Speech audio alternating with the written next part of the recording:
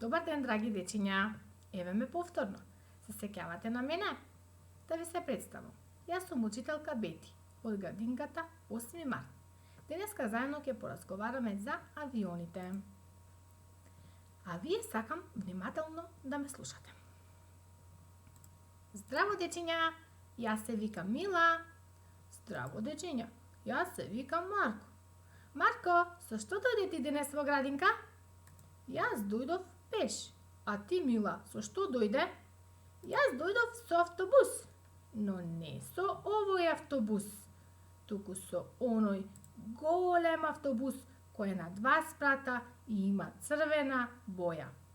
Голем на 2 спрата? Ха-ха, па сигурно не е поголем од авионот со кој јас често летам кај мојата баба во Швајцарија.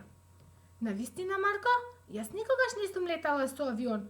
Многу се плашам. Ке ми покажеш ли како изгледа? Да. Еве, Мила, погледни. На оваа фотографија ни е представен голем авион.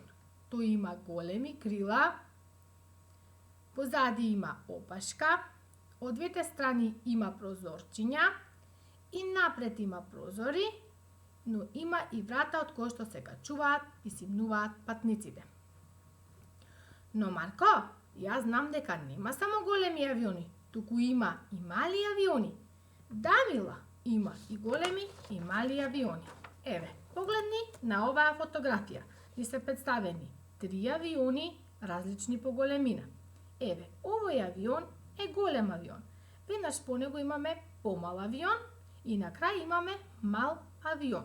Што значи 3 авиони различни по големина.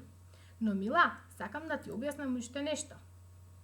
Кога авионот лета високо горе на небото, тогаш тој е далеку од нас и се гледа како една ситна, мала точка. А кога авионот е долу на пистата, пред да полета, тој е блиску до нас и е голем авион, како на оваа фотографија овде. Леле, Марко, навистина, сега сватив и видов дека има големи, но и мали авиони. Да, Мила, но сакам да ти објаснам уште нешто.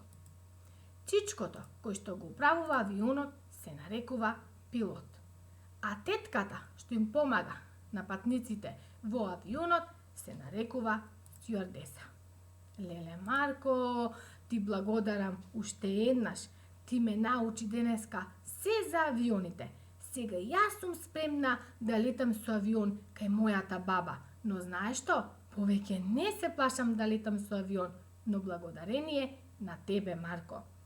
Сега јас си одам. Довидување, Марко. Довидување, Мила. Убаво да си поминеш. Дали, дечиња, ви се допадна приказната? Да, браво. Ајде сега да повториме. На оваа фотографија пред нас имаме авиони различни по големина. Еве, погледнете. Ова тука е мал авион. Веднаш по него имаме малку поголем авион. И така поред се до најголем авион. Што значи авиони различни по големина. Ајде сега заедно да изброиме колку авиони има на оваа фотографија. Почнуваме.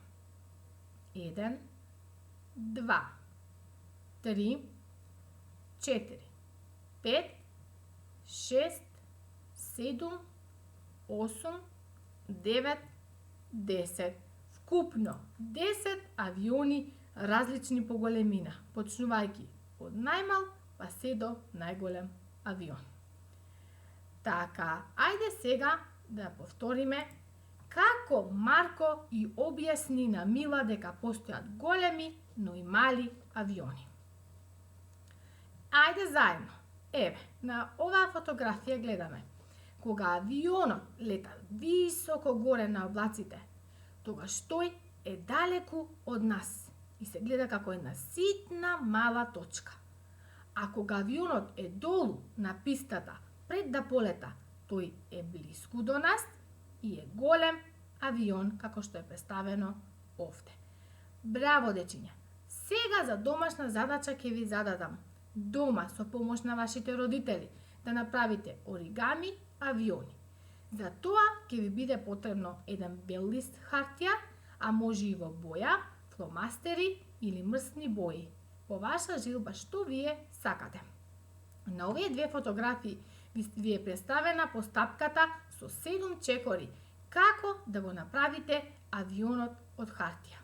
А веднаш потоа ќе ви зададам задача кога ќе го направите авионот од хартија да му нацртате прозори и врата.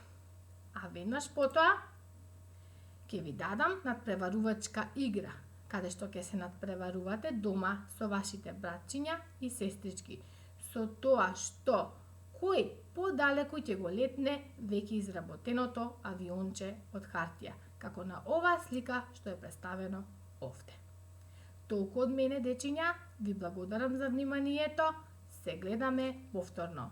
Довидување!